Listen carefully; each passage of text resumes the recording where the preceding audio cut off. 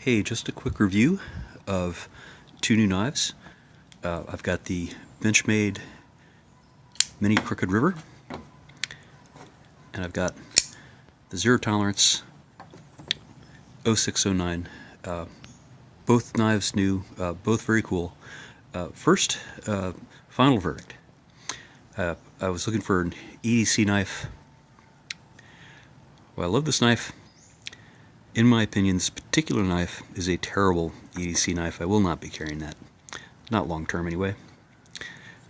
This, the 0609, probably the best EDC knife I can find for my purposes right now. So I will be carrying it. It's not perfect. If somebody comes out with a knife that has a few more of the features of the Mini Crooked River, but will actually last like this one, then I will buy that one. So I'll spend the rest of this short video backing up those final verdicts. When I mean an EDC knife, I'm actually not going to carry it in my pocket. I'm going to carry it in my backpack since I have my backpack all the time. So the weight does matter. This is 3.3 ounces, even though the spec on this one is 3.3. It is in fact 3.6 ounces, about 10% heavier than the spec claims. I have no idea why Zero Tolerance can get the tolerances on their knives incredibly accurate, and yet they can't specify the weight on the website to within 10% accuracy. Whatever. This proves that you can make a 3.3 ounce awesome knife, and they don't quite get there with this one. Now, the number one reason this is a terrible EDC knife is that it simply won't stand up to being used every day, which I consider the single most important factor in an EDC knife. You should be able to depend on it. You should be able to depend on it for a very long time. The problem, well, it's multiple problems, but the big one is this spring here. It breaks. This one lasted 6 weeks. I already had to send it in to have it replaced because it broke after only 6 weeks. It's about to break again. I can tell because the spring is really weak at the moment, and so it'll break again, and I'll have to send it in again. And so, that's enough to convince me that this is not going to be my everyday carry knife. It simply doesn't do the job. Other problems, the tolerances are very poor in many places. The scales don't fit the knife as well as any knife I've ever bought. It's actually the worst fitting scales I've ever seen on any knife, which is kind of ridiculous given what you pay for it. It's also very fragile design. If you look back here, see if you can see that a little bit. The very thin diamond wood around the edge there is going to be the first thing that hits when you drop this knife, which you will if it's an EDC knife. My last one fell from maybe 6 inches, and it chipped right there. So they replaced it. When they replaced it, you might notice that the scale stick out just a little bit farther than the knife itself. So this is going to be even more fragile the next time I break it. Or next time I drop it, it'll break probably worse. The back of this knife simply is going to get torn up. There's no way around it. You might notice a little gouge right there. When they fit the new scale on after the first one chipped after a fall from about 6 inches, the new one had a really bad burr right there. So I tried to cut a little bit of that burr off so the knife would be usable, comfortable in real use. And it lifted a splinter. It's still wood, and it acts like real wood. It lifted a splinter, and so I had to sand that out, which is fine. I'll just live with a gouge. And kind of fits the rest of the knife, and the tolerances are pretty weak everywhere. I don't really care that much about centering, but I don't know if you can see, but the centering there it's okay. It's not perfect, not great, not what you'd expect for a knife that after California tax is $200. Love the blade, love the weight. The handle feels great. I don't like the thumb screws. Maybe that's personal preference, but that's been getting in the way of actual cutting, even breaking down boxes. I do like this mechanism for opening and closing if it were reliable, which, at least on this particular knife, it is highly unreliable, rendering this a really bad EDC knife, unfortunately. The blade itself, the SV30 steel, okay, good enough. It was a little hard to sharpen, but I've got a good edge on it now. I love the shape of that blade. I think they did a really good job. The clip point is beautiful. It's in between a paring knife and a slicer, which for an everyday carry knife you want to be very flexible. I think that's really about the right blade. And it's really too bad, because if the tolerances were good and the knife were reliable, this would simply be the best everyday carry knife made. But an everyday carry knife must stand up to real use, and unfortunately that is not this particular mini Crooked River. Maybe this one's a lemon, but given their tolerances over at Benchmade lately, I think there's going to be a lot of them. Now, this one, on the other hand, the tolerances are perfect everywhere. Like, every time I pull this out, I can feel good about knowing that I've got a high precision machine, that from the centering the blade to the solidness of the lock, I mean, no play anywhere, to the materials, really high-end steel there, the CPM 20 CV tool steel. Apparently carries an edge quite a bit better than that. I'll let you know how that works out after I've sharpened it a couple times. Titanium handle, good machining, very high tolerance machining. Everything about this, when you pull it out, I'm like, that's a precision machine. And that's how I'd like to feel when I use an everyday carry knife, that I'm not carrying around a cheap, poorly made device like this one, that it actually is precision machinery. Now, the negatives on this one aren't so much the design, it's just, frankly, the locking mechanism. So it's a little bit harder to use, but I can still do it one-handed very easily, so that's fine. But in order to make this locking mechanism, which is very high precision and I believe will last a lifetime, so that's cool. But to do it, they cut right down the middle, so the knife is actually held together by the lower half here, and they simply had to make that tall enough to be very reliable and strong. So with this locking mechanism, they're sort of forced into making the knife tall. So if you look at this, that's a little bit more like a regular kitchen knife. That's one reason the handle feels so good.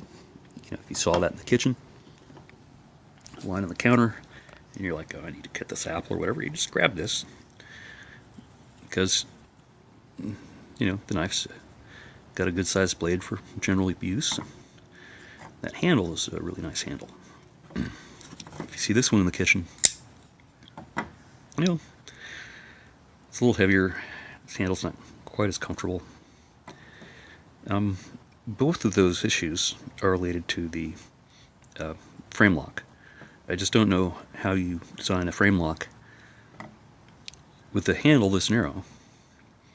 And since the handle had to be this wide, well, we did a few other things. They made the scales very narrow like that, and I feel it. I can feel the scales kind of biting in my hand a little bit when I'm cutting.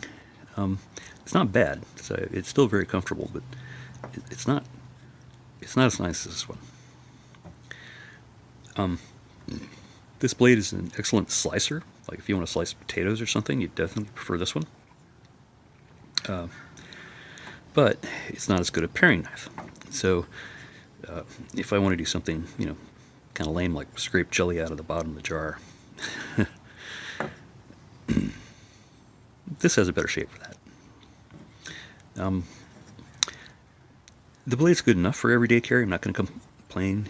It's a beautiful blade, and it's still close enough to the shape of that one that this one will be, very functional. So that's only a minor negative. But the width of the handle, unfortunately, they can't fix. Besides that, once they have to go with this really tall handle and very narrow like this, now how do you make a regular kitchen-style knife like this one, where you could pull it out and plate company around a campfire and just core an apple or something, without drawing a lot of attention to it? You pull this out, and it's like, oh, that knife was designed to kill people, right? It's just what it looks like. So that's a problem for an everyday carry knife. I'd like to be able to, take it out, core an apple, whatever, and not have people think I've got some crazy thing where I need everything I carry to look like a device for killing people, which unfortunately this one does look that way. I consider that a big negative. But I don't think it was so much a poor design. To some extent, it might be the branding, but I really think it's that frame lock. If you have such a wide handle like that, and it's going to be so narrow, and you're going to have to make the thing out of titanium to be a good EDC knife at this point, if the handle's that wide, you got to make the blade wide, and then once you take away everything else that has weight, you're left with a shape. It's a fairly common shape for a sort of a tactical EDC, and so it's good design given that lock, but I don't think that makes it perfect for everyday carry. Now, if they could, maybe upgrade the materials. Don't put diamond wood like that around the end of the knife where it's going to break. I mean, come on. Design the knife to be reliable. Either redesign this spring mechanism so that it won't break like this. You see how weak this one is. Fix that. Now, maybe this is slightly defective. Like when I open it, I can hear the spring scraping. I don't know if you can hear that. It's not as loud now because the spring's about to break anyway. But the spring is scraping internally. So like whatever slide it goes along, in this particular knife, they didn't make it smooth enough. So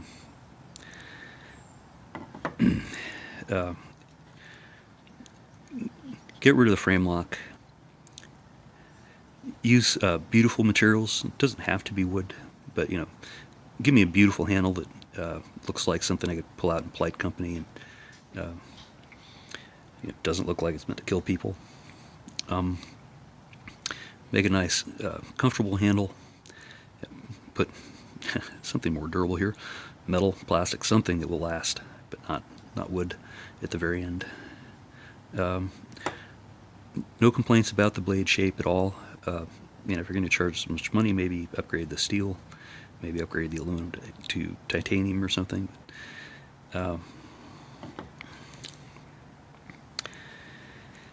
So I was sort of upset that I couldn't carry this every day. I'm less upset now that I found a good use for this knife, so it won't be a total loss. I go on a lot of hikes with my wife. We often take a snack or lunch with us. We often have cheese, salami, bread, that kind of stuff. And I wind up putting the knife like wrapped up in paper towels that I hope won't cut through the backpack. And then I wrap it up in paper towels at the end, and it's all gross and dangerous. This is my new picnic backpack knife. It's very light. I'll carry it hiking with lunch in there, and the blade doesn't touch anything when you close it. It's kind of hanging in free space, so I can have cheese, some grease on there. I can close it, put it back in the backpack. Nothing will look gross, and I can clean it when I get home.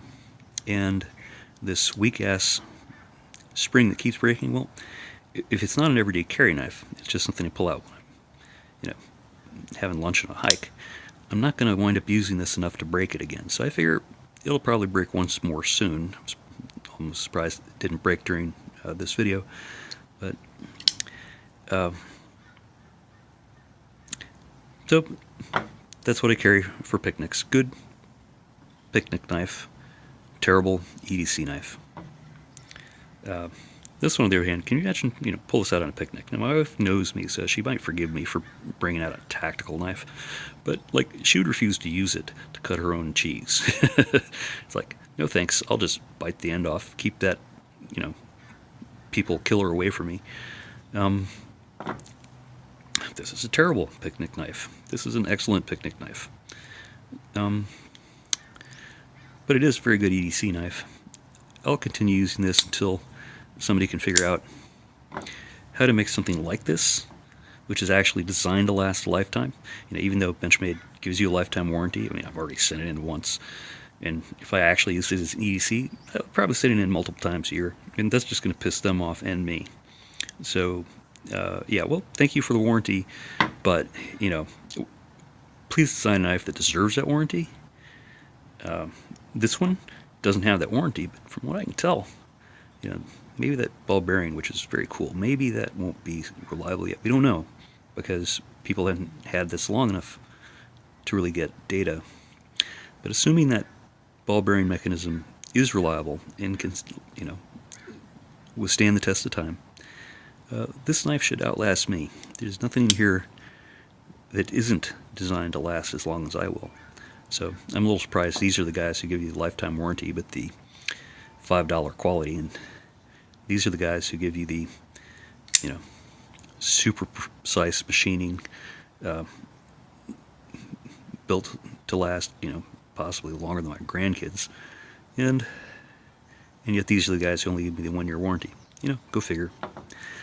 Hope you enjoyed the review, and hope you enjoy whichever knife you decide to buy.